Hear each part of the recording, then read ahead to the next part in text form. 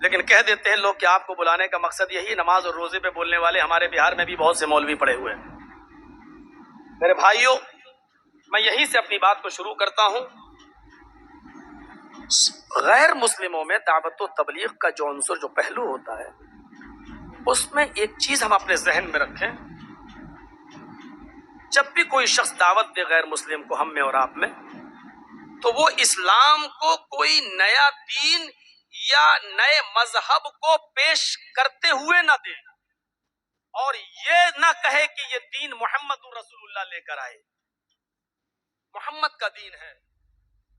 यही हमारे दावत और तबलीग की सबसे बड़ी कमजोरी है, और गैर मुस्लिम यहीं से बिदक जाता है और वो इसको नया दीन समझकर फिर हमारे करीब नहीं आता है। ये दीन नया नहीं है, ये दीन आदम अलैहिस्सलातु वस्सलाम से लेकर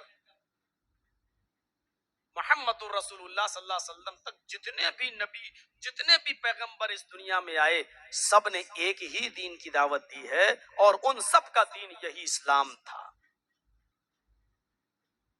जबानें बदलती गईं,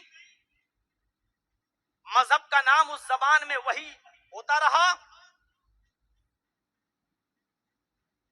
लेकिन दावत वही थी।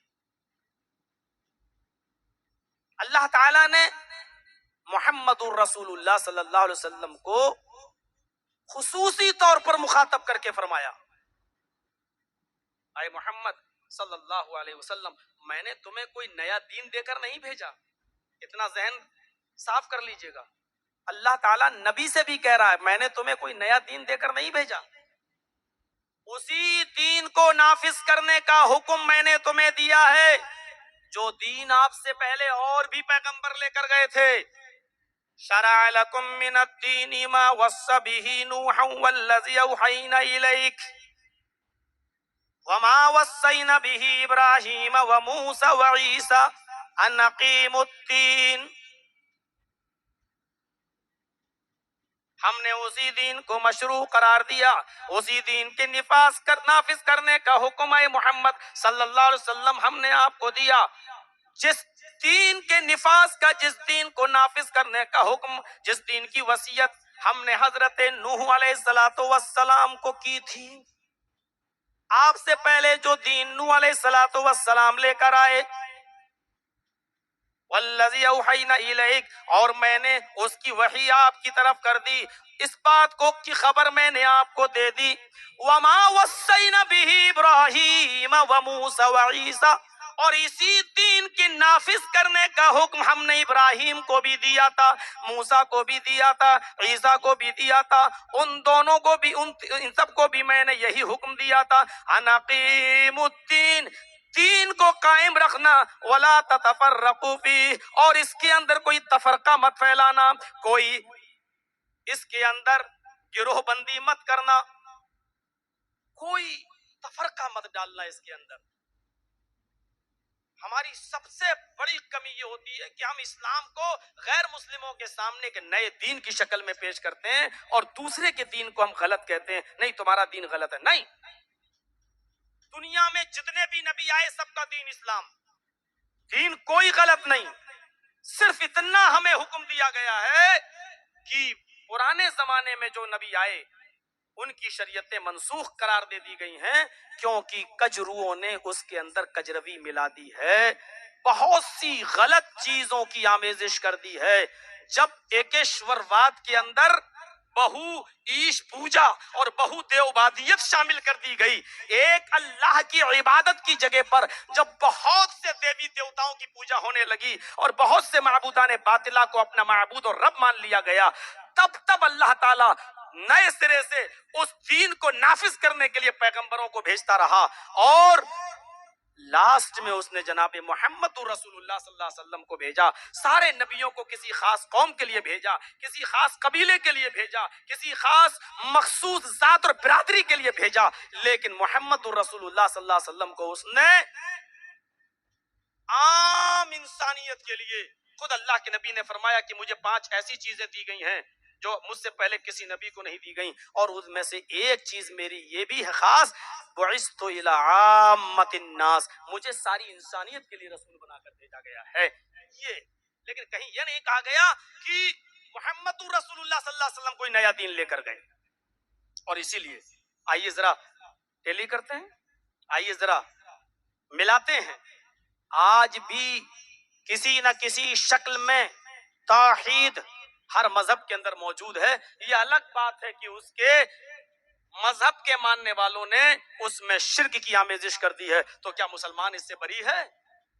कुरान तौहीद की दावत देता है, तो क्या मुसलमानों ने उस तौहीद को बाकी रखा है? क्या मुसलमानों में शिर्क की आमेजिश नहीं हो गई है? या इस्लाम के मानने वाले मुसलमान शिर्क नहीं कर रहे हैं? लेकिन हाँ, उन किताबों में शिर्क की आमेजिश हो गई है। अल्हम्दुलिल्लाह, लाख कोशिशें करने के बावजूद मुसलमान शिर्क करता है, और शिर्क करने की कोशिशें भी करता है, लेकिन हजार कोशिशें करने के बावजूद वो कुरान के अंदर शिर्क को की आमेजिश नहीं कर सका है। यही एक वो किताब है कुरान जो शिर्क या कलमात और शिर्क से बिल्कुल पाक व साफ है। और इसीलिए अल्लाह ताला ने इसकी हिफाजत की जिम्मेदारी भी ली थी। और दुनिया में जो किताबें नाजिल की उनकी हिफाजत की जिम्मेदारी नहीं ली। तौरात उतारी ये नहीं कहा हम इसकी हिफाजत करेंगे, सबूर उतारी ये नहीं कहा हम इसकी हिफाजत करेंगे, इंजील उतारी ये नहीं कहा हम इसकी हिफाजत करेंगे। लेकिन जब उसने कुरान नाजिल किया तो फरमाया इन्ना नहनु नज़्ज़लना ज़िक्रा व इन्ना लहु लहाफ़िज़ून, हम ही ने इस कुरान करीम को नाजिल किया और हम ही इसकी हिफाजत करेंगे। दाएं बाएं आगे पीछे दुनिया ने बहुत कोशिश करके देखा, लेकिन कुरान करीम के अंदर शिर्क को वो दाखिल नहीं कर सका। तौहीद हर मजहब के अंदर मौजूद है। आइए जरा एक दो उनसे देखते हैं। मुझे दो ही चीजें बताना है बस आज की तकरीर में, एक तौहीद और एक रिसालत। यही दोनों चीजें इस्लाम है। हम तौहीद को समझ लें, हमारी मेन लड़ाई यही है। और दूसरी रिसालत को समझ लें कि रसूल है कौन और आखिरी नबी कौन है, और उसकी रिसालत पर हम ईमान ले आए। बस समझ लो कि हमने सनातन धर्म पर ईमान ले आए, शाश्वत धर्म पर ईमान लाए, इस्लाम पर हम ईमान लाए। इस्लाम हमारा मकसद हल हो गया।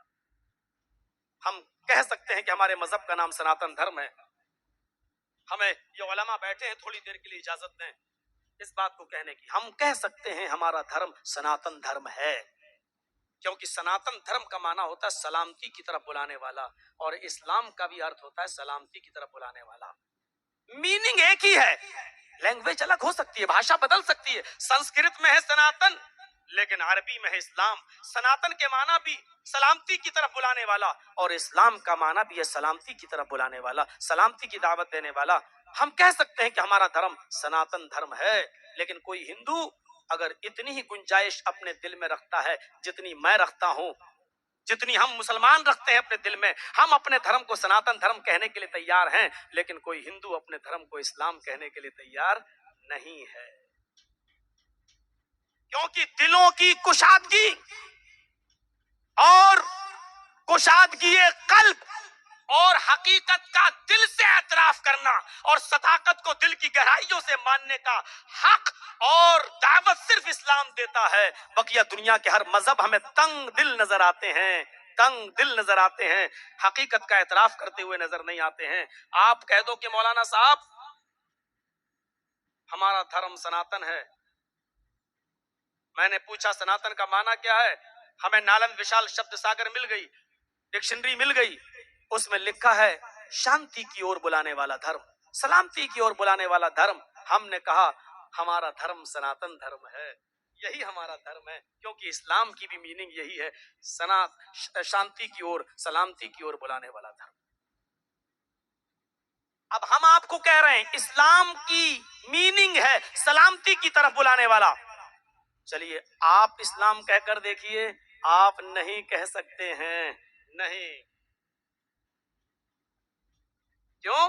क्योंकि तंग नजरी है, कुशादगी कल्ब सिर्फ इस्लाम बताता है।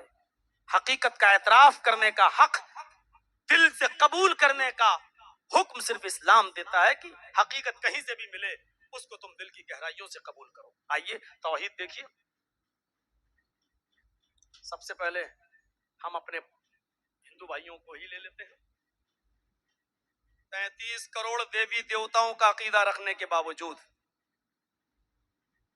33 करोड़ देवी देवता हैं, ये सब कुछ मानने के बावजूद आज भी ब्रह्म सूत्र जो कहलाता है, ब्रह्म सूत्र कलमा मंत्र, वो यही है हिंदू धर्म का, जिसको हम ब्रह्म सूत्र कहते हैं, मूल मंत्र कहते हैं जिसको ब्रह्म सूत्र।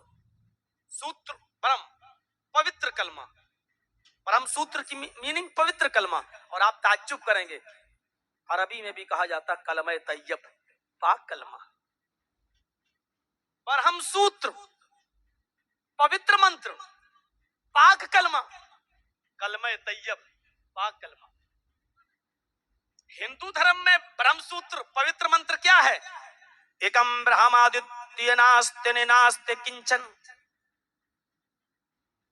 और इस्लाम के अंदर कलमे तैयब क्या है? ला इलाहा इल्लल्लाह।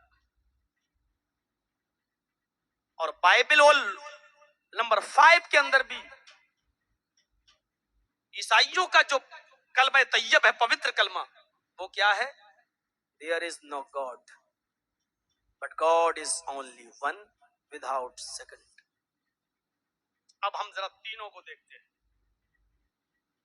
तौहीद है, एकेश्वरवाद है, आज भी मौजूद है। और ये आस्था, ये अकीदा दुनिया का हर मजहब रखता है। जिस धर्म के अंदर तौहीद नहीं है, एकेश्वरवाद नहीं है, उस धर्म की बुनियाद ही कच्ची है। हर धर्म एकेश्वरवाद का कायल है, तस्लीम करता है। हर धर्म इस बात को मानता है कि एक ही अल्लाह की, एक ही ईश्वर की, एक ही गॉड की पूजा करनी चाहिए। और इसीलिए हिंदू धर्म में ये मंत्र मौजूद है, एकम ब्रह्मा द्वितीय नास्ति। एक ही ब्रह्मा है। ब्रह्मा मीन्स ब्रह्मांड का रचयिता और रचनाकार, master of world, creator of universe, खालिक कायनात, इस दुनिया का बनाने वाला एक है। द्वितीय नास्ते, कोई पत्रकार हो तो लिखे, मीडिया वाला हो तो लिखे। और ये चीज तो लाइव दिखाई दे रही है, मौलवी जर्जीस झूठ नहीं बोल सकता है, कल इनकार भी नहीं कर सकता, रिकॉर्ड हो रही है मेरी बात। द्वितीय नास्ते, दूसरा नहीं है। द्वितीय, दूसरा, नास्ते नहीं है, ने बिल्कुल नहीं है, नाना हरगिज नहीं है, किंचन जरा सा भी नहीं है। यानी कितने जोरदार शब्दों में खंडन किया गया है, कितने जोरदार अल्फाजों में तरदीद की गई है, कितने जोरदार अल्फाज में तनकीद की गई है, तरदीद की गई है, खंडन किया गया। एक ही है इस ब्रह्मांड का रचयिता और रचनाकार। ये हिंदी समझ में अगर ना आती हो हिंदू भाइयों, तो दूसरी हिंदी का शब्द यूज कर रहा हूं। एक ही है इस महान जगत का स्वामी। यह भी समझ में ना आती हो तो एक ही है इस विश्व का पालन पोषण करने वाला, इस दुनिया का बनाने वाला, master of world, creator of universe. एक ही है, दूसरा नहीं है, बिल्कुल नहीं है, कतई नहीं है, हरगिज नहीं है, जरा सा भी नहीं है। हिंदू धर्म के इस मंत्र को देखने के बाद आइए जरा इधर। देयर इज नो गॉड, एक ही है गॉड। अब वो थोड़ी देर के लिए मुझे इजाजत दीजिए, खुदा कहना चाहिए कि नहीं कहना चाहिए, और खुदा का लफ्ज कहां से आया, क्या है, ये थोड़ी देर के लिए मुझे इजाजत दीजिए आप। एक ही है खुदा, एक ही है गॉड, एक ही है ईश्वर, एक ही है रब। देयर इज नो गॉड, कोई है ही नहीं। यहां शुरुआती की जा रही है, कोई है ही नहीं। वहां तो कहा गया एक ही है, उसके बाद कहा गया दूसरा नहीं है। और ईसाइयत में, बाइबल में पहले मना किया गया है, देयर इज नो गॉड, कोई खुदा है ही नहीं है। और फिर कहा जा रहा but god is only one, एक ही है। और उसके बाद एक और शब्द, एक और लफ्ज, एक और वर्ड, विदाउट सेकंड, दूसरे को शरीक नहीं किया जा सकता है, दूसरे को शामिल नहीं किया जा सकता है। जरा आइए, ला इलाहा इल्लल्लाह, ला इलाहा इल्लल्लाह, नहीं है कोई माबूद। इधर भी पहले वही जुमला कहा जा रहा, देयर इज नो गॉड, कोई खुदा नहीं। इधर भी पहले वही कहा जा रहा है, ला इलाहा, कोई माबूद नहीं है, कोई पूजा योग्य नहीं है, कोई इलाह नहीं है, इल्लल्लाह, सिवाय अल्लाह। उधर है विदाउट सेकंड, दूसरे को शरीक नहीं किया जा सकता है। अगर ये जुमला लेना हो तो हमारे यहाँ और भी कलमे हैं, ला इलाहा इल्लल्लाहु वहदहु ला शरीक ला, वहदहु ला शरीक ला, अकेला है, ला शरीक ला, विदाउट सेकंड, दूसरे को शरीक नहीं किया जा सकता। ला शरीक ला, उसका कोई शरीक नहीं है, उसका कोई साझी नहीं है। बगैर तौहीद के कोई धर्म, कोई दीन, कोई मजहब जिंदगी नहीं पा सकता है। तुम कहते हो मुसलमानों में 72, 73, 73, 73 फिरके हैं, एतराफ करता हूं मैं, लेकिन इस्लाम ने फिरकों का हुक्म नहीं दिया है।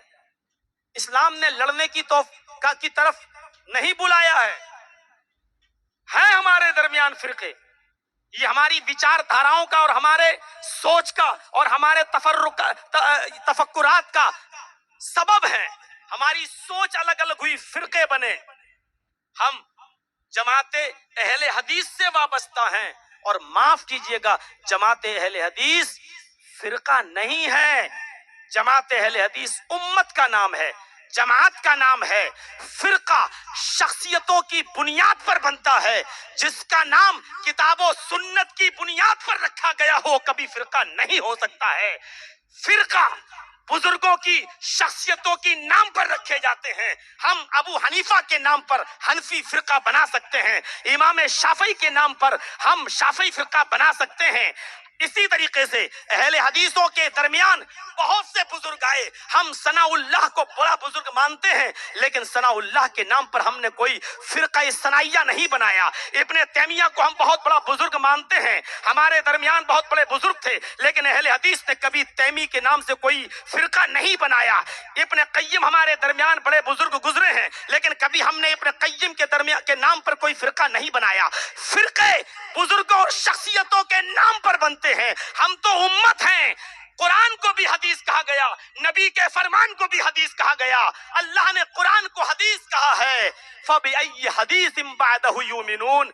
लोगों, हमने जो हदीस उतारी है नी कुरान, इस हदीस के बाद तुम किस किताब पर ईमान लाओगे? अल्लाह ने कुरान को हदीस कहा है। अल्लाह के नबी ने अपने खुतबे में कहा है, फइन्न खैरल हदीस किताबुल्लाह, सबसे बेहतरीन हदीस अल्लाह की किताब यानी कुरान है। कुरान भी हदीस है, नबी का फरमान भी हदीस है। अहले हदीस का मतलब कुरान और हदीस को मानने वाला, कुरान और हदीस को मानने वाला उम्मत होता है, फिरका नहीं होता है।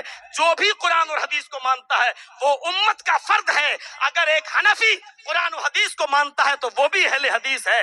एक शाफी अगर कुरान और हदीस को मानता है तो वो भी अहले हदीस है।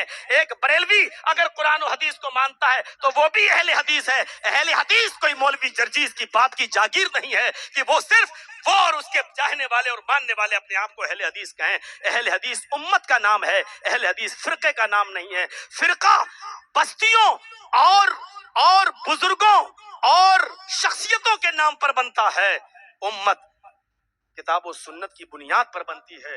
अहले हदीस को कभी फिरका कहने की कोशिश ना कीजिए मेरे भाइयों, बल्कि अहले हदीस बनने की कोशिश कीजिए। यानी शख्सियत परस्ती से निकलकर और जात बिरादरी से निकलकर, शहरियत से निकलकर, जिले से निकलकर हमें और आपको ये चाहिए कि किताब और सुन्नत की तरफ हम अपने आप को मंसूब करें।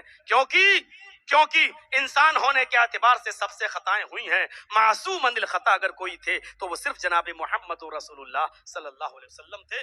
मुझे कोई तनकीद नहीं करना है, एक छोटी सी बुनियादी बात थी जो मैंने आपकी तरफ इशारा किया है। अब आइए जरा देखिए, शरा लकुम मिन अद्दीन, कुरान करीम फिरके क्या बनाएगा और फिरकों को बनाने का हुक्म क्या देगा, और मुसलमानों को आपस में फिरकों में बढ़ जाने की तालीम क्या देगा। कुरान करीम तो यहूदियों को भी एक कर रहा है, ईसाइयों को भी अपने साथ जोड़ रहा है। देखिए, उलिया अहलल किताबी तालौ इला कलिमतिन सवाइम बैनना व बैनकुम अल्लाह नअबुदा इल्लल्लाह। आए नबी ऐलान कर दो, आए नबी अनाउंसमेंट कर दो, आए नबी सारी दुनिया के लोगों को बता दो, अहले किताब का जिक्र खुसूसी तौर पर करते हुए कह दो, या अहलल किताबी, आए किताबों वालों, आए तौरात वालों, आए इंजील वालों, आए जबूर वालों, आए यहूदियों, आए ईसाइयों, या अहलल किताब, आए अहले किताब, आए यहूदियों, आए ईसाइयों, तालौ इला कलिमतिन सवाइम बैनना व बैनकुम, आओ एक ऐसे कलमे की तरफ, आओ एक ऐसे मूल मंत्र की तरफ, आओ एक ऐसे परम सूत्र की तरफ, आओ एक ऐसे कलमे की तरफ जो हमारे और तुम्हारे दरमियान बराबर है, हमारे और तुम्हारे दरमियान यकसा है। तुम्हारा भी वो कलमा है, हमारा भी वो कलमा है। अल्लाह तो ईसाइयों से भी कह रहा है, आओ एक ऐसे कलमे की तरफ जो हमारे और तुम्हारे दरमियान बराबर है। नबी अकरम तो यहूदियों से भी कह रहे हैं, आओ एक ऐसे कलमे की तरफ जो हमारे और तुम्हारे दरमियान बराबर है। जब यहूदियों का वही कलमा, ईसाइयों का भी वही कलमा, तो आए मुसलमानों, फिर हम हनफी और शाफई, मालिकी और हम्बली, शिया और सुन्नी, वहाबियों में हम क्यों बढ़ रहे हैं। इस्लाम तो ये कहता है, आओ एक ऐसे कलमे की तरफ, और यहूदियों से कह रहा है, ईसाइयों से कह रहा है, आओ एक ऐसे कलमे की तरफ जो हमारे और तुम्हारे दरमियान बराबर है। क्या है वो, क्या है? अल्लाह नअबुदा इल्लल्लाह, हम में और तुम में जो बराबरी है वो इस बात की बराबरी है कि हम अल्लाह के अलावा किसी की इबादत नहीं करेंगे, हम अल्लाह के अलावा किसी की पूजा नहीं करेंगे। यहूदियों, यही तो हमारी दावत है। जब हमारा भी यही कलमा है और तुम्हारा भी यही कलमा है, तो हमसे दूर क्यों भाग रहे हो, हमसे अलग क्यों भाग रहे हो? आओ एक ऐसे कलमे की तरफ जो हमारे और तुम्हारे दरमियान बराबर है। हमें यही से अंदाजा लगाना चाहिए और सोचना चाहिए और गौर करना चाहिए मेरे प्यारे साथियों कि इस्लाम कितनी मसावात की तालीम देता है। यहूदी और ईसाइयों को भी अपने साथ जोड़ रहा है। यहाँ हम जन्नत में जाएंगे,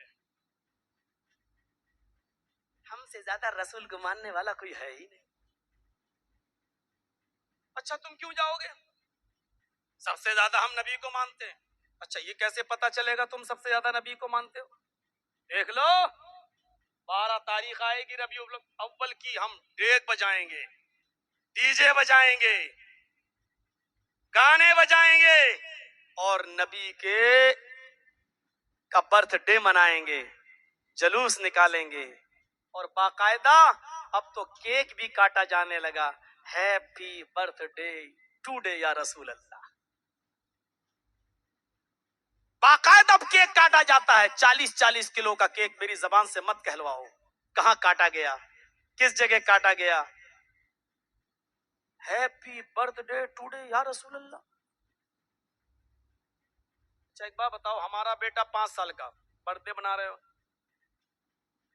6 साल का हुआ बर्थडे बना रहे हो, 7 साल का हुआ बर्थडे बना रहे हो, साल बढ़ती जाती है, बर्थडे होता जाता है। एक दिन आता कि बेटा 60 साल का हो जाता है, खुद बनाता है वो अपना, आज मेरा बर्थडे है 60 साल का।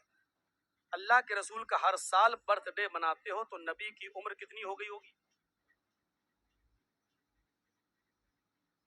1437 38। क्या कोई कह सकता है कि नबी अकरम की उम्र इस वक्त 1500 साल है? नबी की उम्र आप 63 ही मानते हैं, हर साल बर्थडे भी मनाते हैं।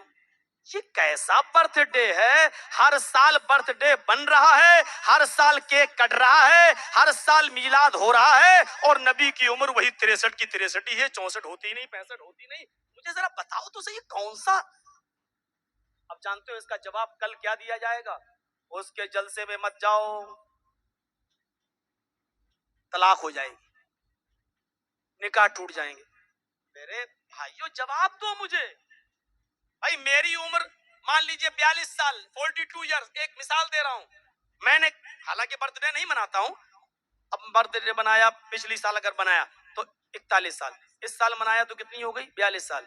अगली साल कोई पूछेगा कौन सा बर्थडे, कौन सा जन्मदिन है आपका, कौन सा साल है? 43वां बर्थडे है ना। मुलायम सिंह की बनी ना 75वां जन्मदिन, मायावती का 54-55वां जन्मदिन। ये होता ना 55वां, 40वां, 41वां, 42वां। तो जरा बताओ तो मोहम्मद रसूलुल्लाह का जन्मदिन कौन सा हुआ? 1437वां, 1438वां कहना चाहिए ना। तो फिर नबी की उम्र कितनी हुई साहब? इसका जवाब नहीं है मेरे पास। ये मौलाना लोग जाने कि एक तुम खाना जानो और ये बातें मौलाना से। ये है दलील अल्लाह के रसूल को मानने की। कितनी सोच है हमारी मेरे भाइयों। दलील ये होनी चाहिए, हम नबी का जन्मदिन इसलिए मनाते हैं कि नबी अकरम जब तक जिंदा रहे आप मनाते रहे। नबी के इस दुनिया से जाने के बाद अबू बकर सिद्दीक का जमाना आया, 2 साल खलीफा रहे, उन्होंने 2 साल जन्मदिन मनाया, मस्जिदों में चिराग जलाए, लाइटें जलाई, कुमकुमे जलाए, हरी झंडियां लगाई। हजरत अबू बकर के जाने के बाद उमर फारूक का जमाना आया, 10 साल खलीफा रहे, हजरत उमर ने 10 साल मस्जिदों को सजाया, अपने घरों में हरी झंडियां लगाई। ये दलील देनी चाहिए थी, इसलिए हम भी मनाते हैं। हजरत उस्मान ने खिलाफत की 12 साल उन्होंने जन्मदिन मनाया, इसलिए हम मनाते हैं।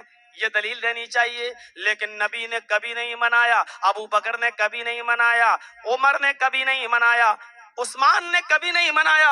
हजरत अली ने 5.5 साल खिलाफत की, 5 मरतबा 12 रबीउल अव्वल, 5 नहीं तो 4 मरतबा तो कन्फर्म है किया आया, लेकिन उन्होंने कभी नहीं मनाया।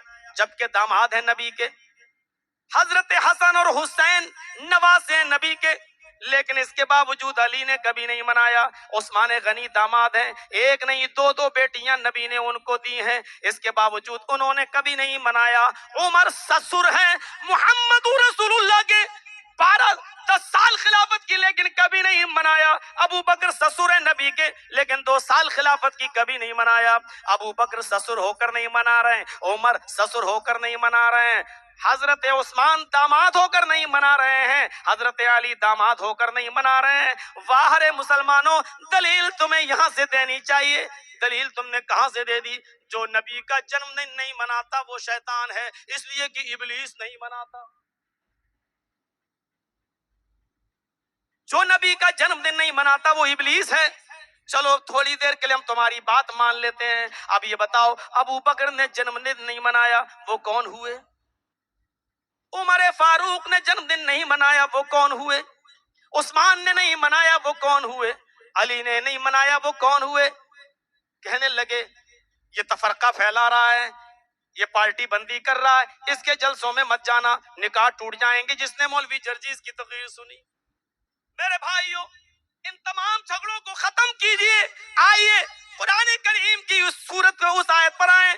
इस्लाम तो हमें यहूदियों को और ईसाइयों को भी एक साथ जोड़ते हुए कह रहा है, तालू इला कलिमतिन सवाइम बैनना व बैनकुम, आओ एक ऐसे कलमे की तरफ जो हमारे और तुम्हारे दरमियान बराबर है। और वो क्या है? हम एक अल्लाह की इबादत करेंगे, उसके अलावा किसी और की नहीं। ये है तौहीद। तौहीद पर एक मंत्र पढ़ देता हूं ताकि कोई डाउट और संदेह न रहे। यजुर्वेद के अंदर वो मंत्र मौजूद है 10वें अध्याय में। यचित्तियो यो पिम्बिम्ब नस्तस्मादे विशोरी ऋषा।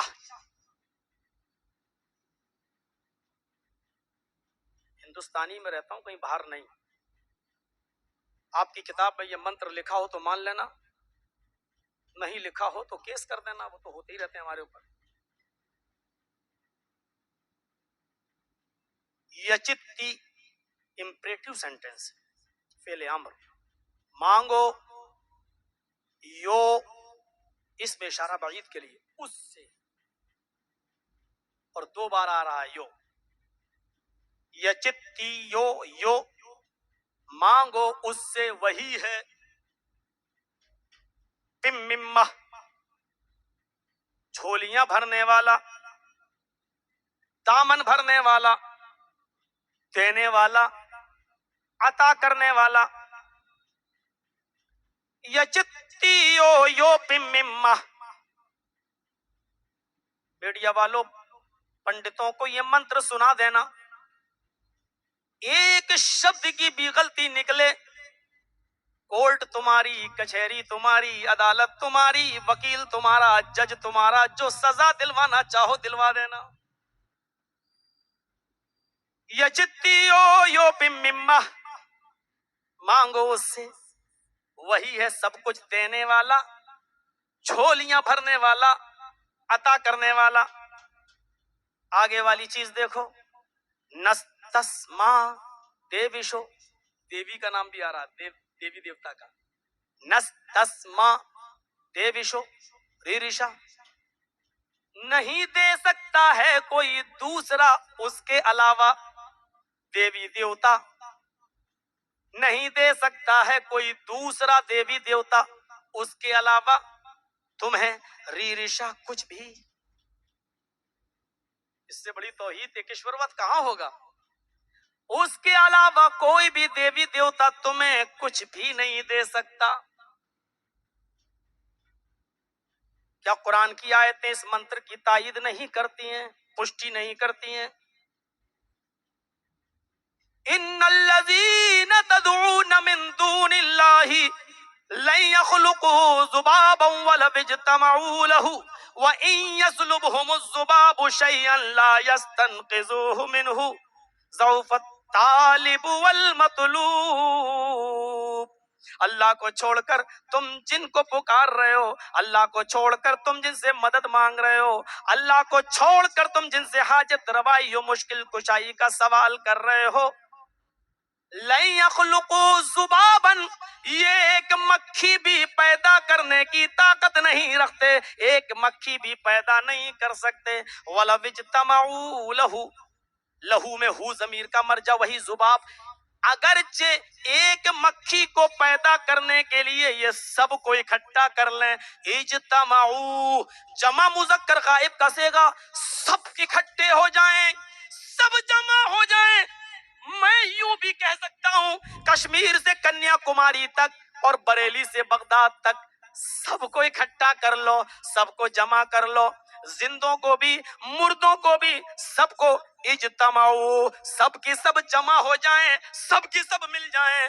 लन यख़्लुक़ू ज़ुबाबन, एक मक्खी भी पैदा करने की ताकत नहीं रखते। जर्जीस में हजारों कमियां हैं, हजारों बुराइयां हैं, हजारों गुनाह के काम कर सकता है इंसान है, बतकाज़ाए बशरियत गलतियां हो सकती हैं, लेकिन इतना याद रखना, मौलवी जर्जीस ने कभी तौहीद के साथ समझौता नहीं किया है, कभी मसलक के साथ समझौता नहीं किया है, कभी गैरत मंद होने के बावजूद इतनी बेगैरती कभी मेरे अंदर नहीं आई। स्टेज कोई सा भी रहा हो, सरधर्म सम्मेलनों में गया हूं, गैर मुस्लिमों ने बुलाया, सुन्नियों ने बुलाया, देवबंदियों ने भी बुलाया, रब्बे काबा की कसम समझौता कभी नहीं किया, कभी मैंने ऐसी बातें नहीं कही हैं जो मसलक के खिलाफ हो, तौहीद के खिलाफ हो। हमारे अंदर यही एक ऐब है, शायद इसी तौहीद की वजह से अल्लाह मुझे बख्श दे, यही मेरी नजात का जरिया बन जाए। कुरान टंके की चोट पर ऐलान करते हुए कहता है, लन यख़्लुक़ू ज़ुबाबन, एक मक्खी भी पैदा करने की वो ताकत नहीं रखते।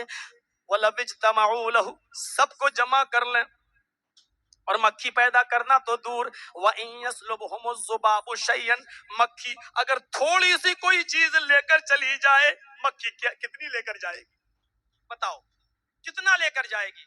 अभी आपने पानी पिलाया, लीजिए जर्जी साहब ये पानी पी लीजिए, मिठाई लाए, एक स्वीट एक मिठाई मौलाना जर्जीस के हाथ में आई, मक्खी बैठ गई, कितना लेकर उड़ेगी वो मक्खी, थोड़ा सा है?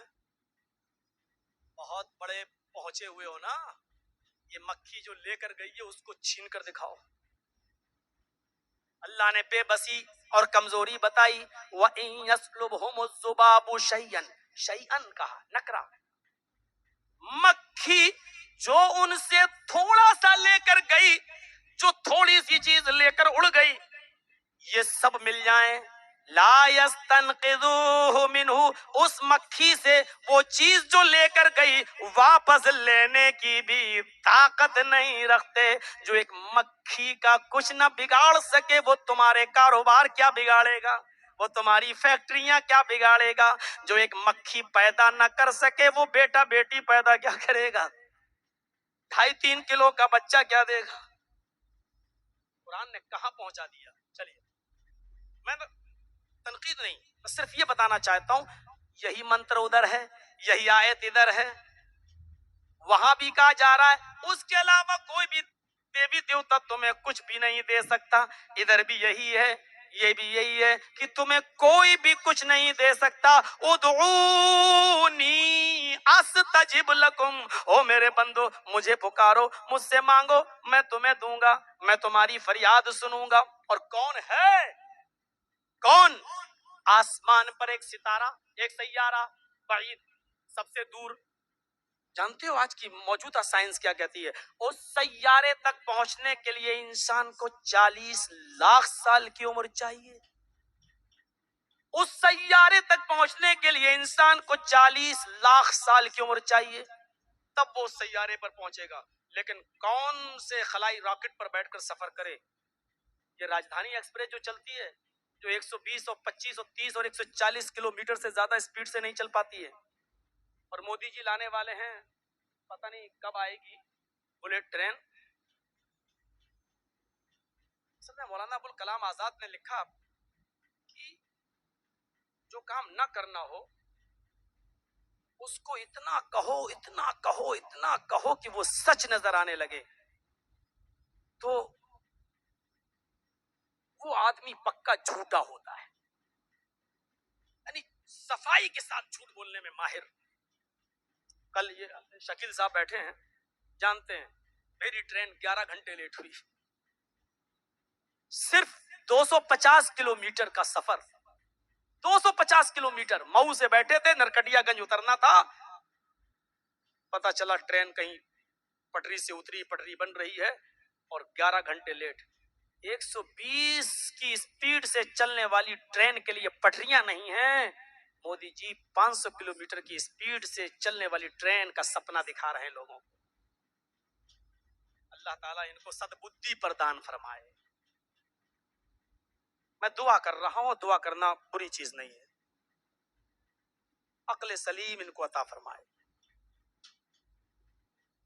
मेरे भाइयों सुनिए, यही मंत्र इधर है, ये मंत्र इधर।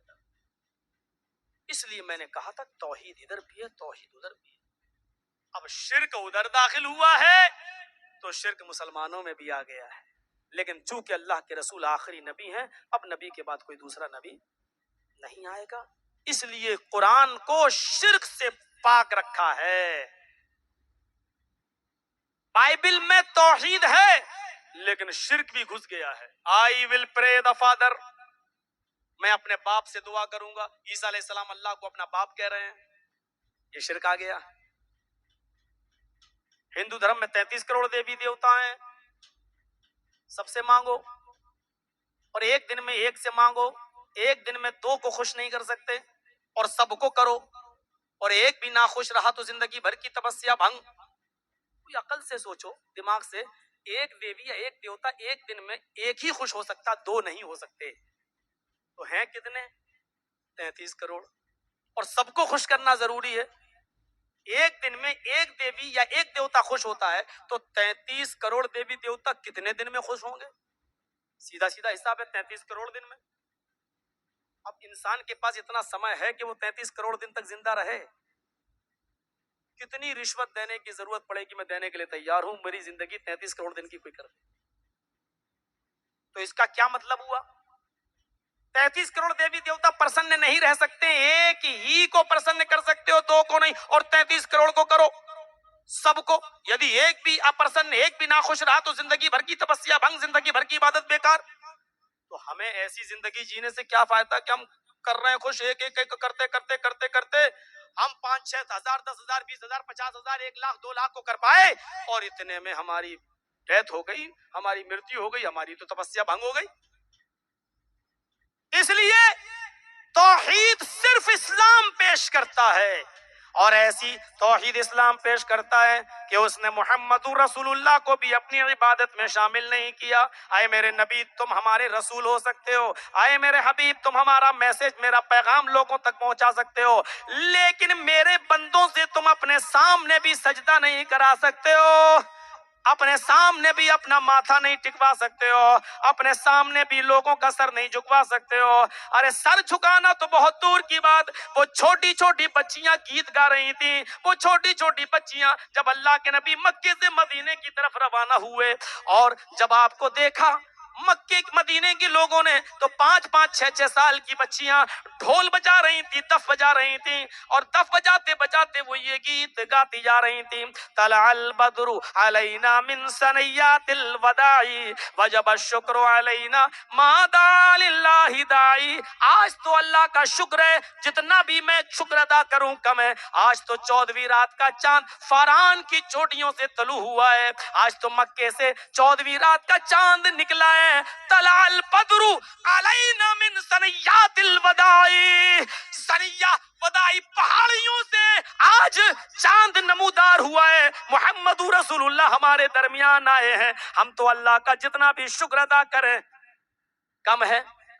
ये गीत गा रही हैं नबी की तारीफ में, नबी को खूबसूरती में चांद कह रही हैं, अल्लाह के नबी मुस्कुरा रहे हैं, कोई फर्क नहीं पड़ता, मेरी तारीफ कर रही हैं, ठीक है करने दो। अल्लाह ने भी मुझे सिराज मुनीर कहा है, रोशन सूरज और चमकता हुआ सूरज का है। अगर ये बच्चियां कह रही तो क्या फर्क पड़ता है, लेकिन आगे चलकर उन बच्चियों ने गीत गाते हुए एक शेर ऐसा पढ़ दिया जिसमें शिर्क की बू आ रही थी। कहने लगी फीना नबियुन यअलमु मा फी गद, आज तो हमारे पास एक ऐसे नबी आ गए जो कल की बात भी जानते हैं, कल क्या होने वाला वो बता देते हैं, यानी कल का इल्म है उनको। अल्लाह के नबी अपनी ऊंटनी से उतरते हैं, उन बच्चियों के पास जाते हैं, उनका ढोल उनका दफ छीनते हैं और कहते हैं नहीं नहीं मेरी बच्चियों मेरी बेटियों, ये शेर मत पढ़ो, ये शेर मत पढ़ो, जो पहले पढ़ रही थी वही पढ़ो। तलहल बद्रु अलैना मिन सनियातिल वदाई वजब शुक्र अलैना मा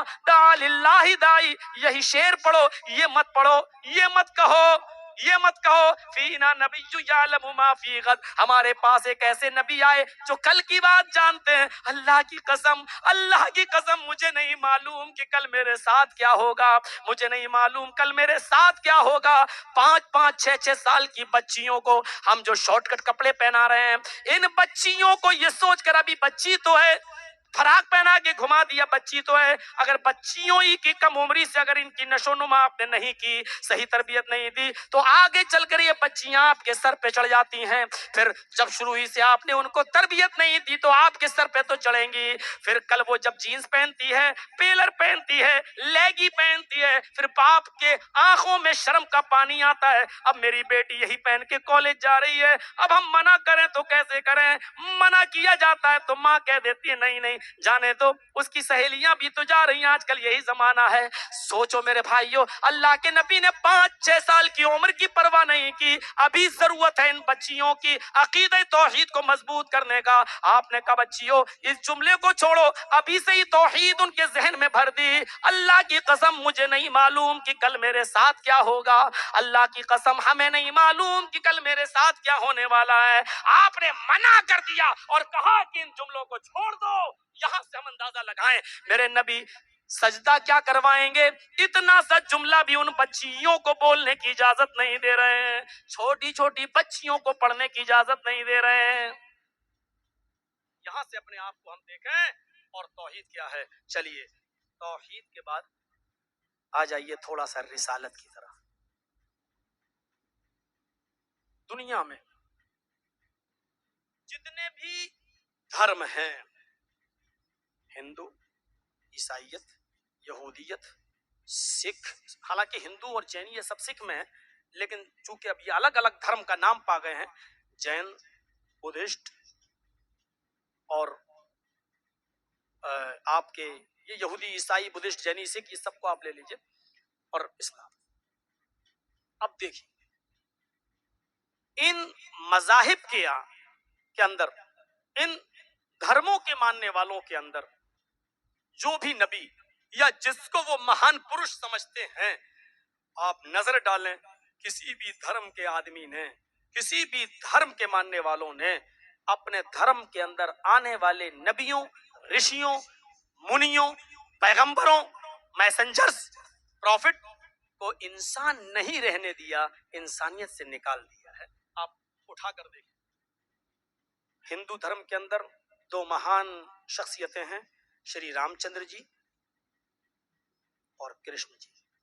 हम इनको जी कहेंगे, हमारे धर्म की यही शिक्षा है।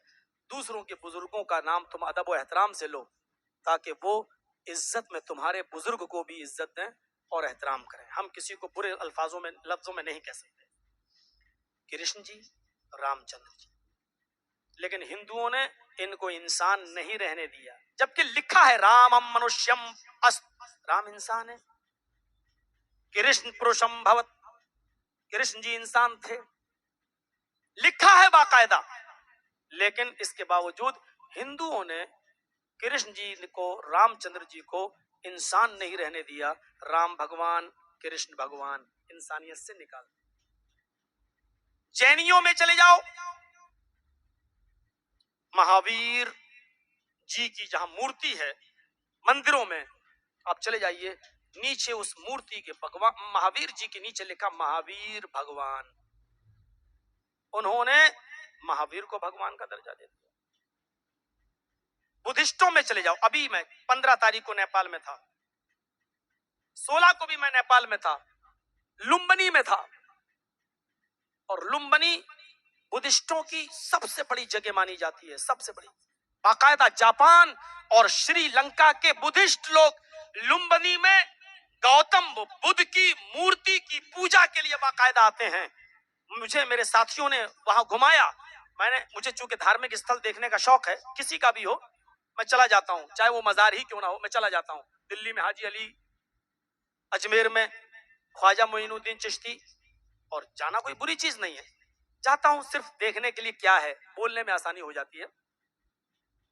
अब अजमेर में गया तो जन्नती दरवाजा देखे आया।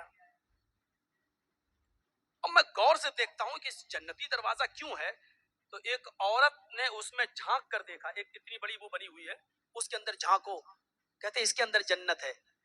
और एक बाहर बैठा रहता है कोई आदमी, वो कहता है और अंदर झांको, और अंदर झांको, हाँ कुछ नजर आया का नहीं। अचानक एक हाथ निकलता है, उस औरत के गले की तरफ जाता है और उसको छू कर कुछ बात, डर गई, बाहर जो आदमी बैठा कहता है बस बस बस डरो नहीं, तुमने जन्नत देख ली, जन्नती हो गई, जाओ। अब उस औरत को होश नहीं, वो तो डरी हुई है, डरी हुई है, ये क्या हो। और मजावर कह रहा तुमने जन्नत देख ली। और जब वो कहती है मेरा सोने का लॉकेट, वो गया काम से, सोने का लॉकेट गया काम से, जो पहने हुए थी वो गया काम से। अब बाहर जो बैठा हुआ वो कहता अरे जन्नत पाने के लिए इतनी आसानी देख रही हो, सोने का लॉकेट चला गया तो कि जन्नत तो मिल गई तुम्हें, जाओ लॉकेट गायब, समझ लो तुम जन्नती हो गई। ये जन्नती दरवाजा देखने को मिला है मुझे। ऐसी हाजी अली की दरगाह पे चले जाओ, बड़ी चीजें मिलती हैं, बाकायदा फिल्मी दुनिया की हीरोइनें जाती हैं वहां। और इत्तेफाक से एक दिन जब मैं गया तो उस दिन भी फिल्मी दुनिया की एक हीरोइन आई थी और सारे मीडिया वाले उसके पीछे। फिर वहां मौलाना जर्जीस को कौन पूछने वाला,